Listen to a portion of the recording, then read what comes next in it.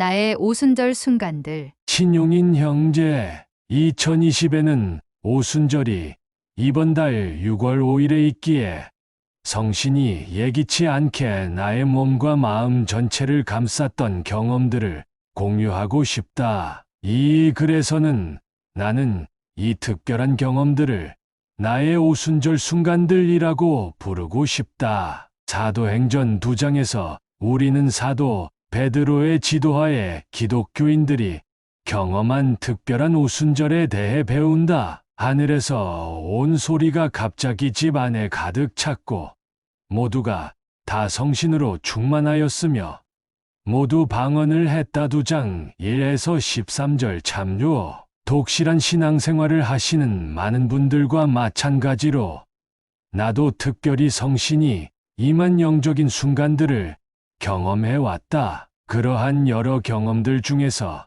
나는 나의 젊은 시절에 있었던 세 번의 특별한 오순절과 같은 영적 경험들을 연대순에 따라 여러분과 함께 공유하고자 한다. 1976년 여름, 브리검 영대학교의 한국 학생 중 친하게 지내던 한 형제님이 와이오밍에서 끔찍한 교통사고를 당했다. 이 형제는 막 졸업을 한 후 5명의 가족과 함께 첫 직장을 시작하기 위해 와이오밍 주를 향해 차를 몰고 여행을 하던 도중에 끔찍한 교통사고를 당한 것이다. 그의 아내와 돌이 갓 지난 막내 아들이 사망했고 그와 다른 두 아들들은 병원으로 이송되었다. 당시 달린 H. 옥스 BYU 총장님께 사정을 설명하고 부탁을 했더니 외국 학생 관리자이셨던 스웬슨 교수님께서 학교 밴으로 5에서 6명의 한국 학생들을 와이오밍까지 데려다 주셨다. 나는 그들을 돌보기 위해 한 달 동안 와이오밍 주에서 있겠다고 자원해야 될 급박하고 위급한 사정이었다. 다행히 여름 방학 중이었고 아직 가족이 없는 독신 학생이기 때문에 가능했다. 질레드와드의 감독님과 내 친구의 상사인 판스워스 형제님의 도움으로 나는 한 달 동안 와이오밍 주에 머물 수 있었다. 내가 돈이 없었기 때문에 감독님은 나에게 그분의 집에 머물 수 있는 방을 제공했고 판스워스 형제님은 내가 그곳에 머물 수 있도록 그의 사무실에 한 달간 임시 인턴십과 오래된 차를 제공해 주었다. 내 일상은 아침에 출근하는 길에 내 친구를 보기 위해 병원에 들리고 점심시간에 그를 방문하여 이야기를 나누고 저녁에는 병원에서 그의 두 아들들과 그를 다시 방문하는 것이었다. 나는 다음 학기 등록금을 마련해야 할 절박함에도 불구하고 다른 것에 대해 걱정할 시간과 정신적인 여유가 없었다. 어느 날 점심시간에 평소처럼 병원에 가서 주차를 한 후 병원 입구를 향해 걷기 시작했을 때 전혀 예상치 못한 상태에서 영이 나에겐 매우 강하게 임했는데 나는 이것을 평생토록 잊을 수 없다. 이 한 달 동안 내가 특별히 경전 공부를 많이 하거나 영적인 활동에 참여한 것이 아니었기 때문에 이 특별한 경험은 성역을 베푸는 모든 것이 주님께는 영적인 것이라는 가르침을 상기시켜 주었다. 교리와 성약 29편 34절 참조. 이 한 달 동안 유타에 거주하는 한국 동포들의 도움으로 장례식을 끝내고 판스워스 형제님의 도움으로 와이오밍에 이 형제님의 가족이 주거할 곳을 정할 수가 있었다. 한 달 후에 프로보로 돌아와서 다음 학기 수업료를 벌기 위해 일자리를 구하려 했으나 별로 성공을 못해 고민하고 있던 중에 BYU 공대희 학장께서 나의 어려운 사정에 대해 나의 감독단으로부터 듣고서 특별 학장 장학금을 주시어서 그 해에는 학자금이 해결되었다. 지금 생각해도 나에게는 이 장학금은 전혀 예기치 않았던 믿지 못할 축복이었다. 돌이켜보면 돌아가신 친구 부인과 갓난 어린아이가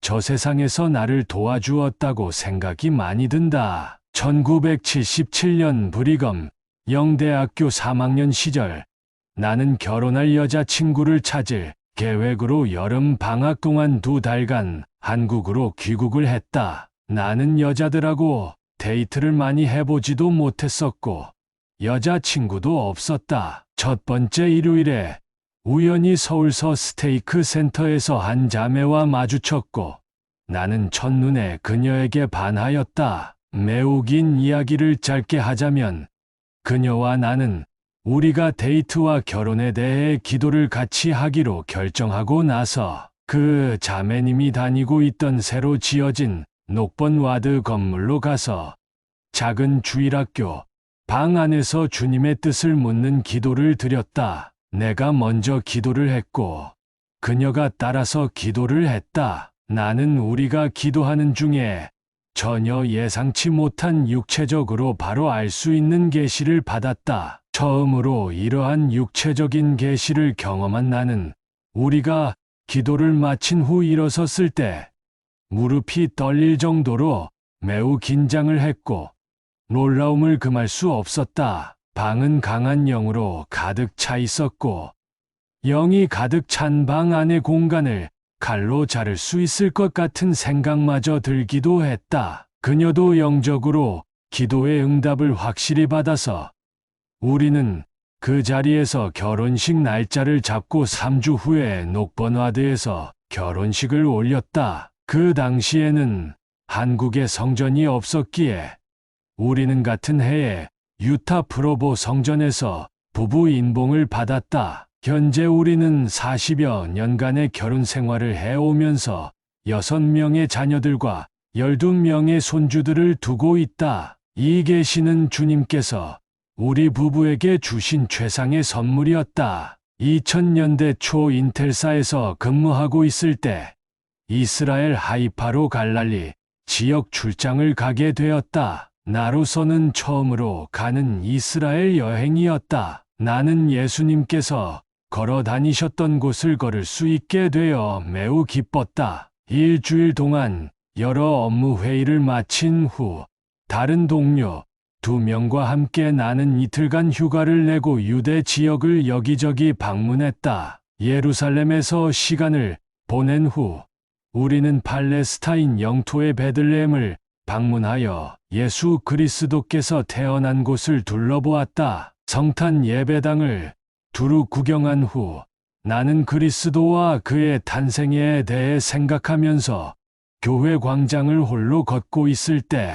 전혀 예기치 못했던 상태로 갑자기 영이 나에게 매우 강하게 나의 몸과 마음에 임하는 것을 느꼈고 영은 그곳이 바로 예수께서 태어난 곳임을 확인해 주었다. 이 영적인 경험은 예기치 않았던 잊지 못할 나의 오순절 순간이었다. 이 경험을 통해 예수 그리스도가 하나님의 아들이라는 확고한 확신을 받았다. 나에게는 이러한 오순절 순간 같은 경험들이 나의 신앙의 닻이다. 나의 젊은 나이에 있었던 개인적인 성신과의 새 경험을 나누면서 앞으로도 나의 일생에 있었던 나의 오순절과 같은 경험을 좀 더 나눌 수 있기를 기대한다. 여러분들도 개인적인 오순절의 순간들을 다른 분들과 같이 공유하시기를 바란다.